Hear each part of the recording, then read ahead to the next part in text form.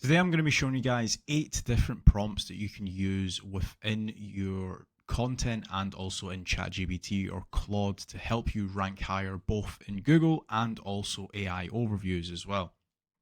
If you want to access the sheet, the link will be down in the description. It's completely free to use, and once you get it, just click on make a copy, so then that way you're going to be able to use the actual sheet, you're going to be able to edit it and stuff like that.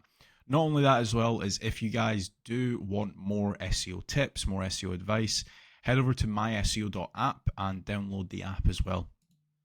So the first prompt that we're going to be using is the entity-centric rewrite. Now, when you should be using this prompt is when you are trying to increase topical authority. It also does help with AI overviews as well. So if we were to open up Google, for example, and search for best AI writing tools for content marketing, one thing that you actually get displayed is all of these actual brands.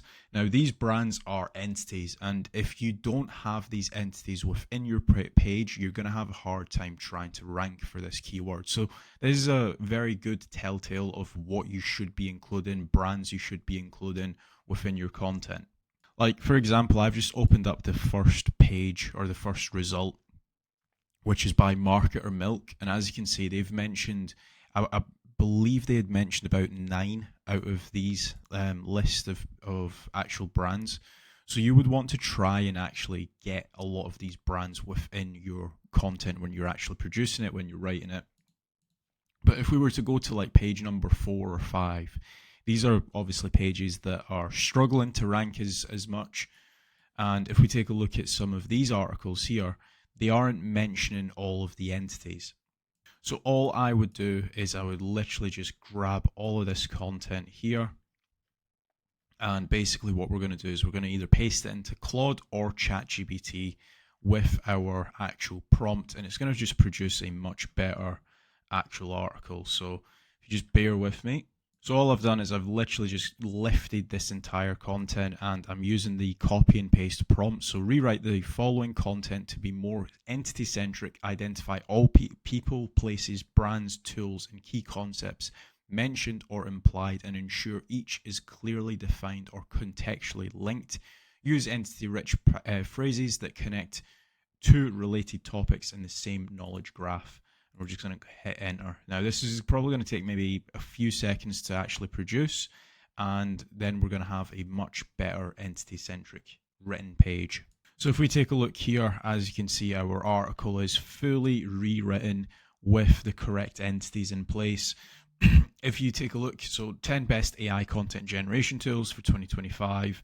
And we've obviously got ChatGPT mentioned in here. Now, if we take a look at some of these brands, like for example, Writesonic is right at the top, right? And if we take a look, Writesonic has actually been mentioned. Now, let's see if Jasper has been mentioned. As we can see, Jasper has been mentioned as well. So what this prompt basically does is it will take a look at the knowledge graph of what basically Google looks at when it comes to ranking pages, ranking brands, and it will pull in all of the brands that it thinks is relevant to best AI content writing tools, or whatever topic you are actually going to be writing about. Next on the list is fully answered questions. Now, when you get AI to actually write any content, one thing that you typically find is when it does FAQs, it doesn't do the best job when it comes to answering the questions. So even if we take a look at this article that's been produced 5 seconds ago, right? What is the best AI content writing tool? The top choice depends on your use case. ChatGPT 4 excels at depth, nuance, and Jasper AI for brand voice, right? So I mean, it's okay that it's actually included these questions, but we want to actually make these a lot more concise. So this is basically what our article would look like. Now, what I'm basically going to do is I am going to create these or rewrite these questions in a more concise format. So I'm just going to grab this prompt and I'm going to paste it into here. And all I'm going to do is our half ready article. I'm just going to paste in these questions. This is literally just the article that ChatGPT wrote a few seconds ago. So I'm going to use that prompt, and basically this prompt is answer the questions completely and factually, provide a direct, numerical or definitive answer first, followed by context that explains variations. Ensure the user leaves with no follow-up questions. So the reason why I use this prompt a lot is because a lot of the times when you're using ChatGPT, when you're using Claude, when it does FAQs, let's say the question is how many solar panels does a house need? It will say something along the lines of it depends on the size of the house. You need to give the answer first, so spit out the answer first and then do the caveat later. So if we take a look here, this is basically rewritten all of the actual questions. So if we take a look at some of these questions side by side, right, before the question was, what is the best AI content? What is the best AI for content writing?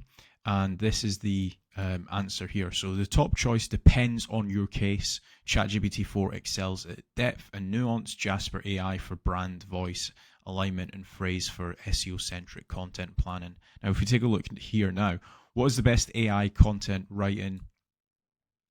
ChatGPT with ChatGPT 4 or 4.0 is the best overall choice for quality and versatility. For brand voice control at team scale, Jasper AI is the strongest. For SEO research, briefs, and on-page SEO optimization, Phrase is the most efficient.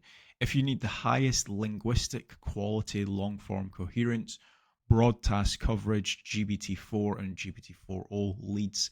Jasper helps multiple writers match a defined brand tone, while Phrase saves time for SERP and analysis and outlining. You see how we have been able to give the answer straight off the bat and then go into more detail. This is how you win a lot more AI overviews as well. So I'm just going to copy this into my FAQs now. The next prompt that we're going to use is the semantic triple builder. So this basically helps LLMs and Google's knowledge graph understand relationships within your content. So this is a page to do with keyword clustering. Again, all I've done here is I've just went to page 3, websites that just aren't typically ranking, and we've just clicked on Night Watch. Now, this article is talking about what is keyword clustering, the only guide you need. And this is basically the full article. Now, again, all I'm going to do is I'm just going to copy this entire article and all of its subheadings, pictures, everything right down to the bottom. And we are going to create a new chat. We're going to paste that in, and we're going to go back to our sheet, and we're going to copy this actual prompt in. And again, this is going to give us a much better outcome, because right now, if we take a look here, right, if somebody is searching for what is keyword clustering, they just want the answer. They don't want the history of it. So if we take a look here, every few months, Google rolls out a major content update. Again, it's just not answering the question. This is probably the most important section, because again, what Google does is it crawls from top of your article down to the bottom. So we're gonna basically take a look at this. So what we would basically want in this article, somewhere within this article, is the following. Keyword clustering is the grouping of semantically related keywords, foundation, and then basically this is just like a note. So the foundational definition anchor too. So somewhere in the content should say keyword clustering is the grouping of semantically related keywords. So if we just do Control F, semantic, I mean, they've mentioned semantic clustering, but they don't actually have the definitive answer. So when you're using this prompt, it actually tells you like how to answer certain questions or how to answer certain things very, very precisely. So this could actually be doubled up with the fully answered question before, the prompt that we used before. So in this case, we would want to basically just write or give it our article, and then use like some of these actual semantic triples. So again, a lot of semantic triples are missing. So for example, we're talking about search intent clustering here, and it's actually said that we should have used a semantic triple like search intent determines user goals behind the query, right? Very, very simple stuff. Again, I think at one point in this article, we talk about Google algorithm updates. Algorithm. Yeah, so we're talking about Google algorithm updates as well. And again, we haven't defined exactly what a Google algorithm update is. So I've just used this prompt. Can you rewrite this article and include these semantic triples? And we're just going to do option 1, which is the full version. So as we can see here, right, we have got what is keyword clustering, and as like a subheading, and right directly underneath it, we have got keyword clustering is a grouping of semantically related keywords. Now, the reason why this is important is if we actually take a look at any AI overviews, it does not like pulling in long answers. The absolute maximum that it pulls in is like maybe 1/2 sentences. So if we take a look here, what is keyword clustering? Keyword clustering is an SEO strategy that groups similar keywords with the same search intent into thematic units, allowing a single piece of content to target multiple related terms rather than just one. And then it's got a second sentence. If you are taking more than 3 sentences to answer a question, you're probably not going to get into the AI overviews, which is going to cause you a lot of visibility issues. So you want to make certain that if you are answering a certain question or if you're answering a certain topic, you want to make it really easy for AI to actually get your answer and stick it into the AI overviews as well. The next prompt is the search journey continuity, right?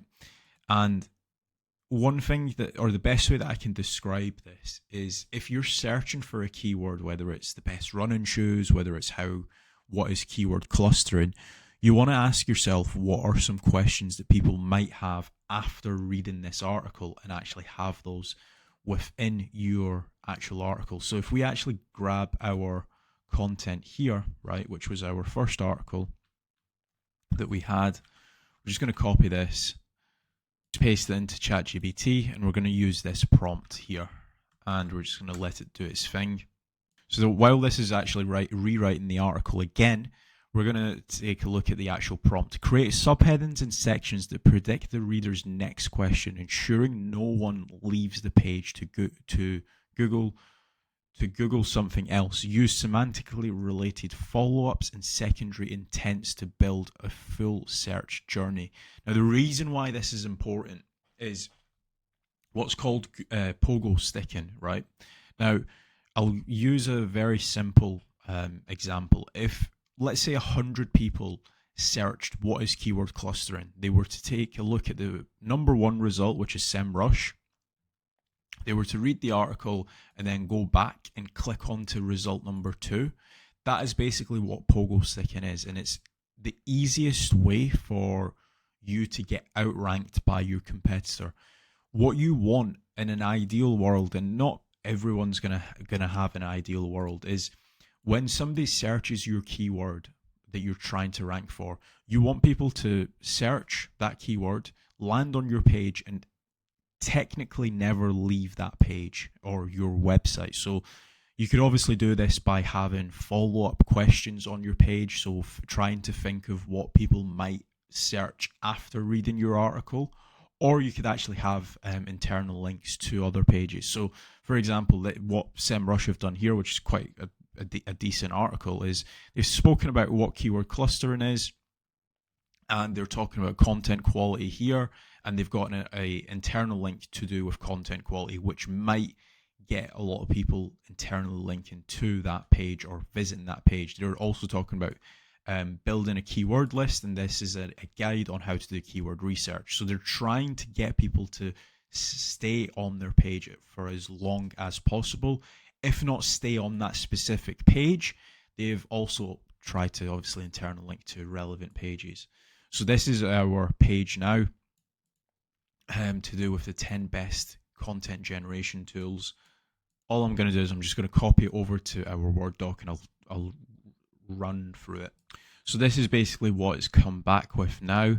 And if we take a look, so we've got our 10 best AI content generation tools, and then it's obviously got all of the entities It's entity centric. It's then mentioning all of the entities in a list.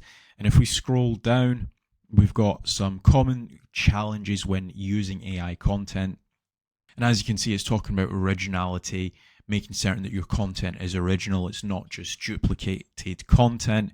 And then we've also got some expert tips to maximize AI writing. And these could all be potential optional internal linking opportunities. So, for example, we have got starting with AI and finishing with human AI insights.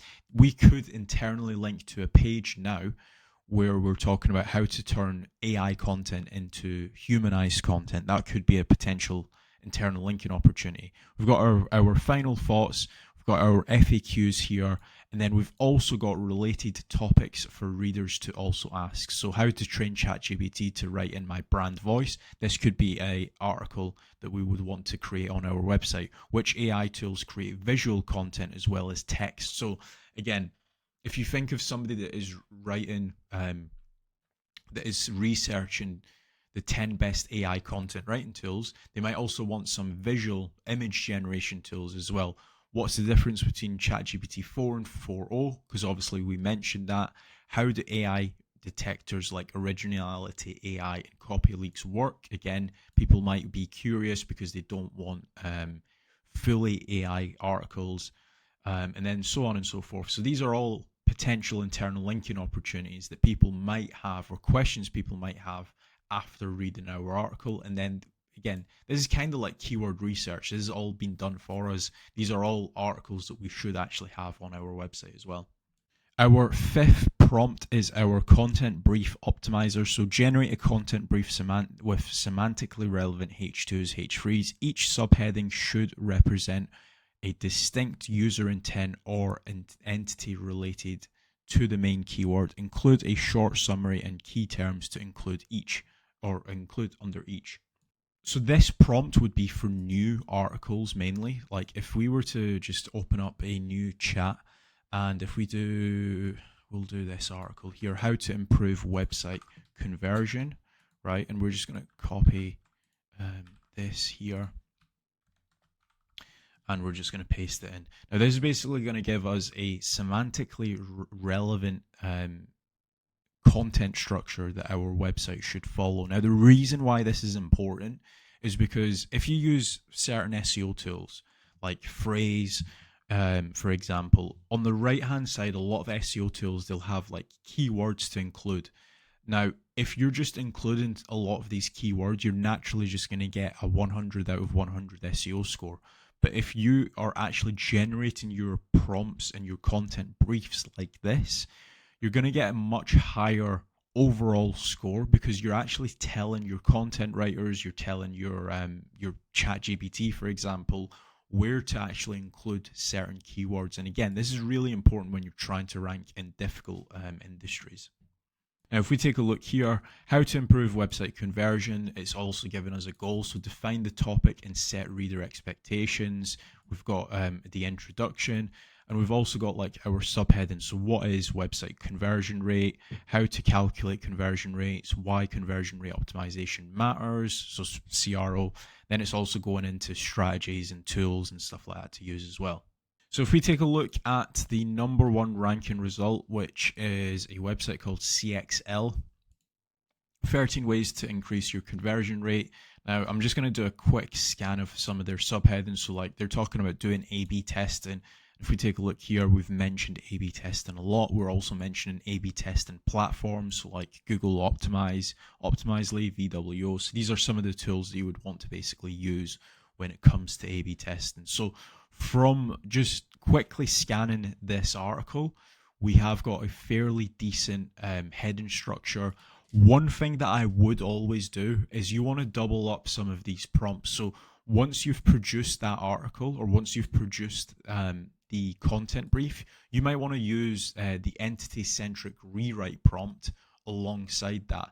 And then if you've got like any questions, which I'm sure we will do at some point, you would want to use the fully answered questions prompt as well. So the next prompt, and this is for certain or specific websites, this might not be for every single type of website. This is the contextual fact enrichment. So scan the content for vague or unsupported claims. So this basically turns generic AI text into authoritative expert content. Now, if, say, for example, we were trying to rank for benefits of intermittent fasting, for example, which is very medical, there you can't just produce content and hope you rank. You actually need a lot of facts within your content. So if, say, for example, we were trying to rank for this, right? This is a fairly decent written article. Again, what we're going to do is we're going to go to like page number 3, pick an article here that's not actually ranking. So this article here, all we're going to do is that we're going to start a new chat again.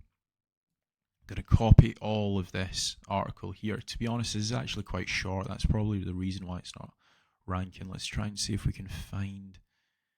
Do you know what? We'll go with that. It's probably a good example, right? So we're just going to paste that into here.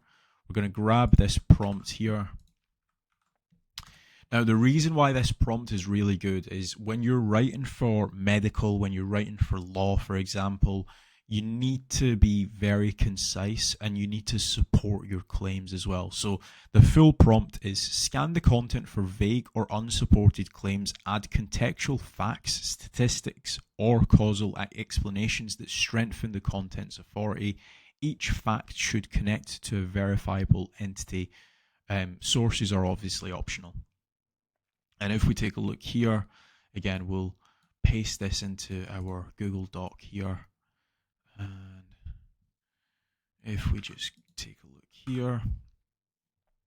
So if we take a look, this has come back with a lot more facts. So if we take a look at the first example or the original content, so you may have heard of the term intermittent fasting. It's a popular topic nowadays. Let's see if there's any facts in here.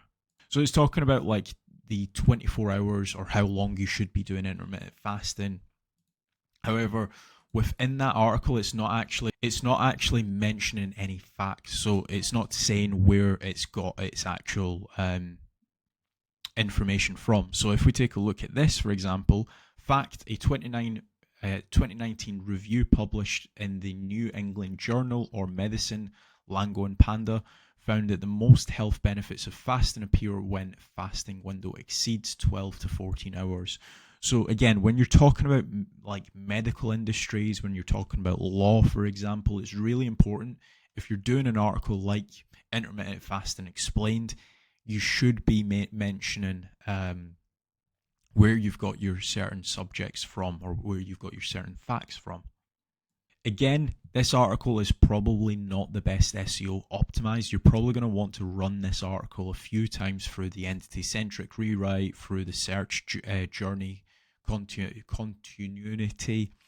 You might even want to rewrite that article specifically through the content brief optimizer because again, the length of this article is just not enough it's not enough to cover the topic in its entirety. Just again, based off of what was ranking number 1, it was like a really in-detailed article to do with intermittent fasting. It's talking about the pros, the cons, etc. And again, our article's just not doing that. But from a factual point of view, it's a lot better now. The next prompt is user intent expansion. So this is list the top 5 intents behind this keyword, then write 1 sentence for each explaining what the user is trying to achieve. So again, this helps you try to understand which type of article you want to actually write. So this is more for when you're doing your keyword research. So if we were to use this with like SEO tools, right, you might have like a long list of keywords that you've just got from Ahrefs or SEMrush, for example. This is basically going to tell you which type of article that you should be focusing on. So if we take a look here, so we've got a comparison intent. So the person that's actually searched that, they're trying to figure out which type of tool. So they want a comparison. Then there might be a buyer intent, so including prices, for example, is really important. So having a price breakdown, having trials, value comparisons. Next intent might be educational, so they want to figure out like somebody that's searching that might be like a complete beginner. They do not know at all which type of tools to actually use. Then they've got a problem solving intent, so people searching for this might, or people searching for SEO tools, for example, might be having a certain problem. They might want to figure out what the best tool is for link building and analysis, right? So that's that problem solving. And then they've got workflow and automation intent as well. Again, with this, you would probably want to actually give it a list of keywords that you've done like keyword research for. And this will give you like which type of people are actually searching for that keyword.